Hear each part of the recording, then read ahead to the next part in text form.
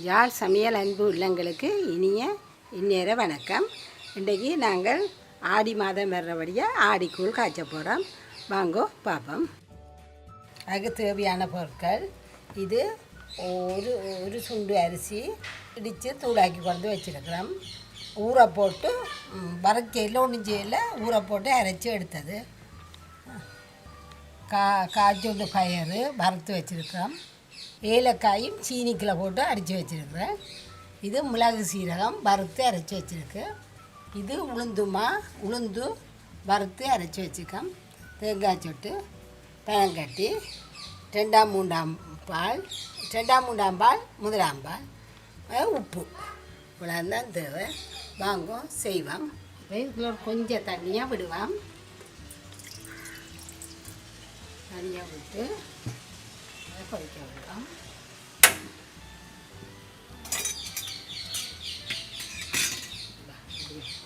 இந்த மாக்கில் நாங்கள் இந்த உளுத்தம் மாவை கலப்போம்.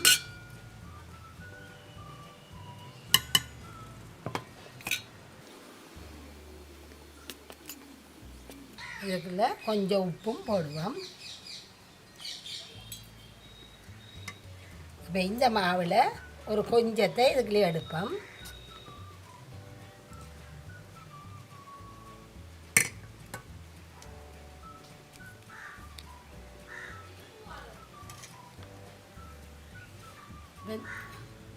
கொதிச்ச தண்ணியை இதுக்குள்ள விட்டு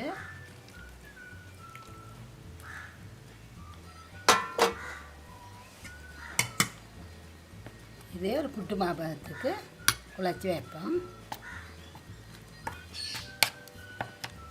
இதுக்குள்ள கொஞ்சம் தண்ணி கூடி போச்சு, கொஞ்சம் மாவை போடுவோம்.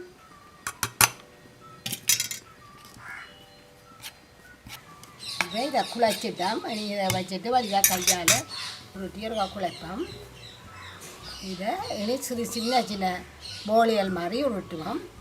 இந்த ஆடி இதுக்குள்ள தண்ணியை விடுவோம் கொதிக்கிறதுக்கு.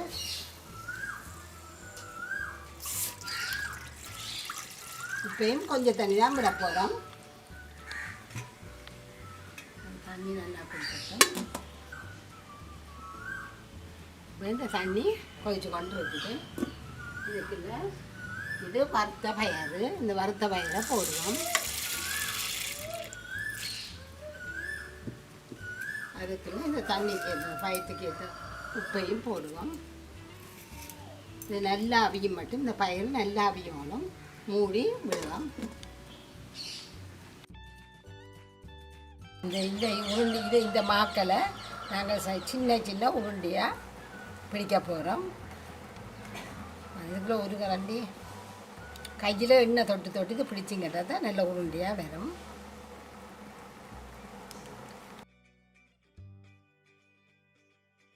இப்படி இதெல்லாம் உருட்டி வச்சாச்சு. இனி நாங்கள் மாவை கரைப்போம். வாங்க. இதுக்குள்ள நாங்கள் போட்டிருக்கிறோம் அரிசிமா, உளுந்துமா, பச்சை அரிசிமா, சிவத்த பச்சை அரிசி வறுக்காமல் அவிக்காமல் அரைச்சி போட்டு அப்படியே எடுத்தோம்மா. உளுந்து வறுத்து அரைச்ச உளுந்து, உப்பு. இந்த மாவை நாங்கள் இந்த 2ஆம் 3ஆம் பாலை விட்டு கரைக்க போகிறோம்.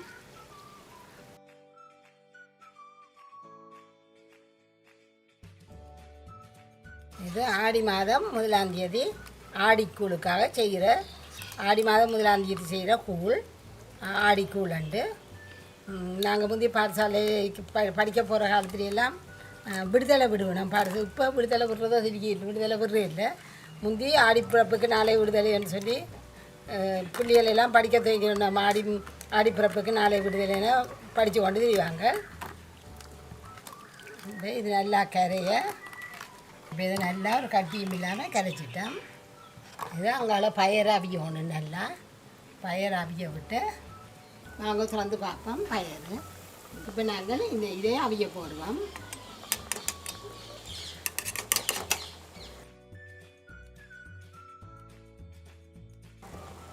கொஞ்ச நேரம் இதையும் மூடி விடுவோம்.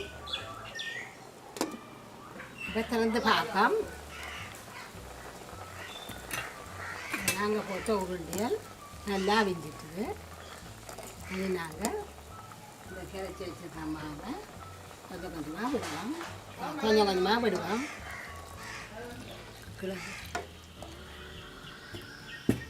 அதனால் கை விடாமல் கிளறணும்.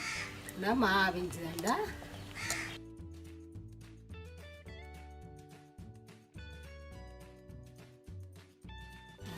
கை விடாமல் கொஞ்சம் நெருப்பை குறையுங்கோ. குறைச்சிட்டு தான் கை விடாமல் கிளறுங்கோ. கை விட்டிங்கன்னா அடியில் போய் ஒட்டிக்கொள்ளும். நாங்கள் விட்டோமா அவியும் மட்டும் இப்படியே கிளறி கொண்டு இருக்கணும்.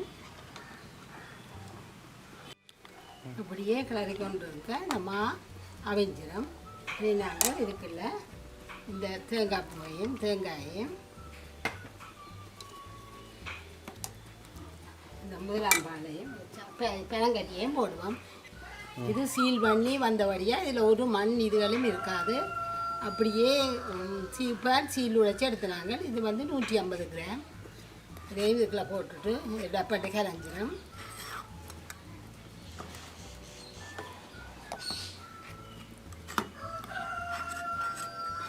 எல்லாம் நல்லா கரைஞ்சிட்டுது. இனி நாங்கள் முதலாம் பாலை விடுவோம்.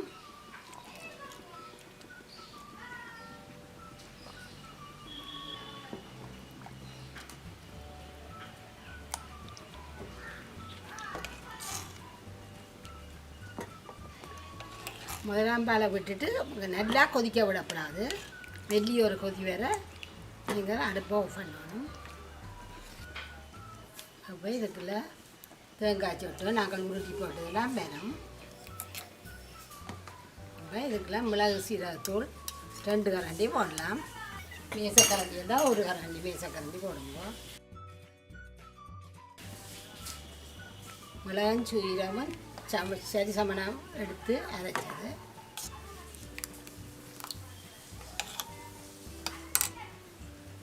இதுக்குள்ள இந்த ஏலக்காய் சீனியோட அரைச்சி வச்ச நாங்கள் அதையும் போடுவோம். இன்னும் 1 கிழமை இருக்குது ஆடி பிறக்கிறதுக்கு. அப்போ நீங்கள் அன்றைக்கு செய்து பிள்ளைகளுக்கு கொடுங்க. இப்போ சாடியாக பொங்குற மாதிரி வருது. அப்போ நாங்கள் இனி அடுப்பை ஆஃப் பண்ணுவோம்.